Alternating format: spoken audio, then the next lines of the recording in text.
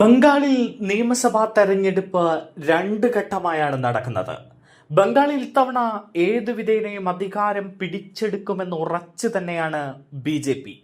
കേന്ദ്ര നേതാക്കളടക്കം ബംഗാളിൽ പ്രചാരണത്തിന് എത്തുമ്പോൾ ആരോപണ പ്രത്യാരോപണങ്ങൾ കടുക്കുകയാണ്. ഇതിനിടെ ബംഗാളിൽ നിന്ന് പുറത്തു വരുന്നത് ഞെട്ടിക്കുന്ന ചില വിവരങ്ങളാണ്. ബംഗാളിൽ വോട്ടർ പട്ടികയിൽ നിന്ന് പുറത്തായിരിക്കുന്നത് 90 ലക്ഷത്തിലേറെ വോട്ടർമാരാണ് എന്നാണ് ബംഗാളിൽ നിന്ന് പുറത്തു വരുന്ന വാർത്തകൾ സൂചിപ്പിക്കുന്നത്. BJP അട്ടിമറി നടത്തുകയാണോ തെരഞ്ഞെടുപ്പ് കമ്മീഷനെ ഉപയോഗിച്ച് എന്നാണ് പ്രതിപക്ഷം ബംഗാളിൽ ചോദിക്കുന്നത്.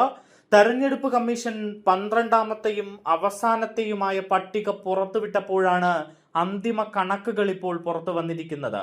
വോട്ടർമാർ കൂട്ടത്തോടെ പുറത്തായതിൽ ബംഗാളിൽ കനത്ത പ്രതിഷേധം തൃണമൂൽ കോൺഗ്രസ് ഉയർത്തുന്നുണ്ട്. തൃണമൂൽ കോൺഗ്രസിന്റെ ആധിപത്യം തകർത്ത് ബംഗാളിൽ അധികാരം പിടിക്കാൻ BJP തെരഞ്ഞെടുപ്പ് കമ്മീഷനെ കൂട്ടുപിടിക്കുന്നു എന്നാണ് ഇപ്പോൾ തൃണമൂൽ കോൺഗ്രസും മമതാ ബാനർജിയും ഉയർത്തുന്ന വിമർശനം. തിങ്കളാഴ്ച രാത്രിയാണ് കമ്മീഷൻ അന്തിമ വോട്ടർ പട്ടിക പുറത്തുവിട്ടത്. ചരിത്രത്തിൽ ആദ്യമായി ജില്ല തിരിച്ച് വോട്ടർമാർ വോട്ട് ചെയ്യാൻ യോഗ്യരാണോ അല്ലയോ എന്ന് രേഖപ്പെടുത്തിയ റിപ്പോർട്ടാണ് കമ്മീഷൻ പുറത്തുവിട്ടത്. 60 ലക്ഷത്തോളം വോട്ടർമാരെ പട്ടികയിൽ ഉൾപ്പെടുത്തുന്ന കാര്യത്തിൽ നേരത്തെ തീരുമാനമെടുത്തിരുന്നില്ല.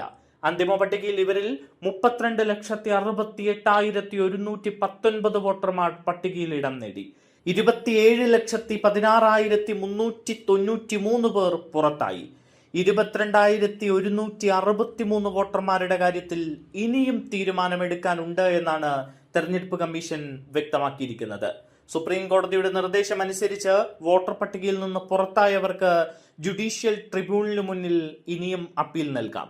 അതേസമയം വോട്ടർമാരെ പുറത്താക്കിയതിൽ ബംഗാൾ മുഖ്യമന്ത്രി മമതാ ബാനർജി അതിരൂക്ഷമായ പ്രതികരണമാണ് നടത്തിയിരിക്കുന്നത്. SIRൽ ഒരു പ്രത്യേക വിഭാഗത്തിൽ നിന്നുള്ളവരെ കൂട്ടത്തോടെ പുറത്താക്കി എന്ന് മമത BJPക്കെതിരെ ആഞ്ഞടിച്ചു. സുപ്രീം കോടതിയുടെ ഇടപെടലിനെ തുടർന്ന് 32 ലക്ഷം പേരെ വീണ്ടും വോട്ടർ പട്ടികയിൽ ചേർത്തെന്നും തെരഞ്ഞെടുപ്പ് റാലിയിൽ പറഞ്ഞിരിക്കുകയാണ്. എന്തായാലും ബംഗാളിൽ തൃണമൂൽ കോൺഗ്രസിന് കനത്ത തിരിച്ചടി ഉണ്ടാകുമോ എന്ന ചോദ്യം നാലുപാട് നിന്നും ഉയരുകയാണ്.